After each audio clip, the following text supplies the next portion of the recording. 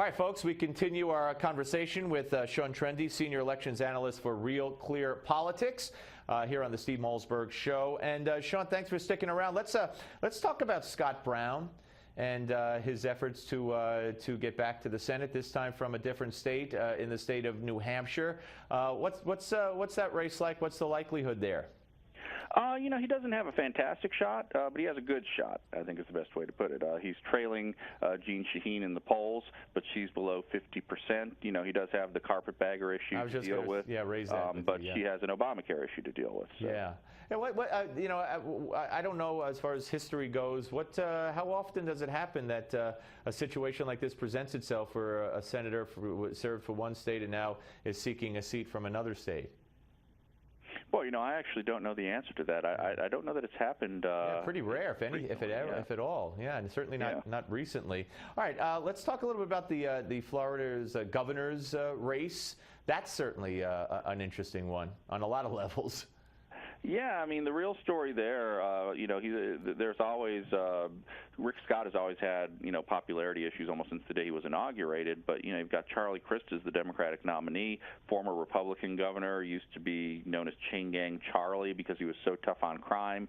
Now he's a liberal Democrat. So, we'll see what the Florida voters do there. Yeah, how does that fly in a state like Florida? I mean, which went, of course, for Barack Obama, but also has, a Marco Rubio, and although Rubio, has credentials that endear him to a very significant segment of the Florida population. But how do you think that change in party affiliation and change in philosophy in general will fly with voters? Well, I think ultimately elections tend to be referenda on the incumbent, so a lot's going to matter what people think about Rick Scott on Election Day. But you're right. I mean, that's a huge problem for Charlie Crist. It's certainly not going to make a lot of people enthusiastic to vote for him. So I think, I think he's probably a weakish Democratic challenger. And let's go from way down south to way up north, and that's Alaska and the race there. How do you see that one shaping up? Alaska polling is historically terrible. I think, one poll. That's because the polls are so cold. Nobody could, I don't know what no one wants to go answer the phone. Right. No, I think, Begich won that seat by a point against a guy who had been convicted of 7 felonies a week before the election. So, it's a Republican state. The question is whether he's tended well enough to home state interest to overcome that. I think it's possible, but I think he's in trouble. And let's finally, in the home, not the home state, but the state of Georgia, there's another race going on there, certainly. And how do you see that one shaping up? The Senate or governor? Let's talk about the Senate. Yeah, a lot's going to depend on the GOP primary. You have Paul Brown and Phil Gingrey, who some people try to make out as, wannabe Todd Akins. I don't know if that's necessarily the case, but a lot's going to just depend on what happens in the GOP primary. You have Michelle Nunn, who's proved to be a pretty adept candidate. So I think, there's a chance for Democrats. They're just not a good one. And in the governor's race, where you have, did Jimmy Carter's nephew say yesterday, about the Confederate flag, that if he was governor, he would support the flying of the Confederate flag? I actually missed that, and that kind of surprises me. That is not going to endear the net roots to him. No. The Democratic activists. Yeah, unless I have it wrong, I'm pretty darn sure that's what he said. It kind of took me aback. I remember seeing that. So, yeah, well, it's interesting, and it's only April. Imagine as we get closer. I mean, you must love this like I do. I mean, this is just the best time of a cycle and midterms, and especially if I don't know what your political bent is. I don't want to go there, but if you're looking for a Republican landslide, great anticipation on the right for just that. Notwithstanding your brilliant column alerting people to the fact that it might not necessarily happen, and everybody should check out Could Democrats Gain Senate Seats This Fall at RealClearPolitics.com by Sean Trende. Sean, thank you. Always great to talk to you. Thanks for having me. My pleasure. All right, folks. Interesting. Very, very interesting.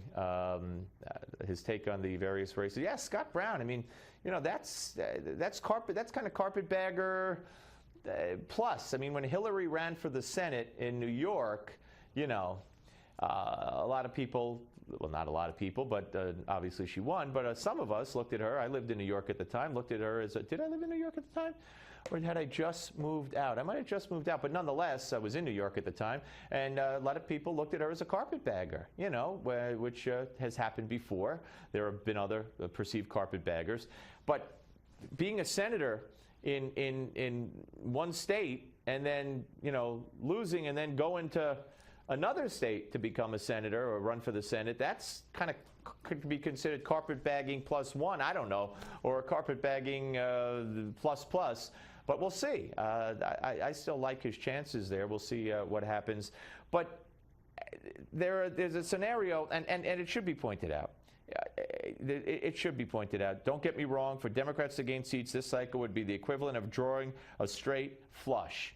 So Sean does put that in his column. But nonetheless, he did write it.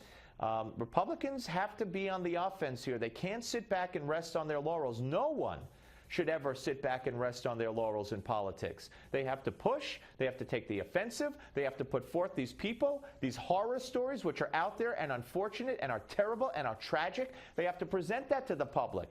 Don't let the Obama administration and supporters dominate the landscape. You know, putting forth, oh, Republicans are evil, they want to take your health insurance away. Oh, you could keep your kid on your plan until you're 97. You know, fine, we know that. But there are problems beyond just the website.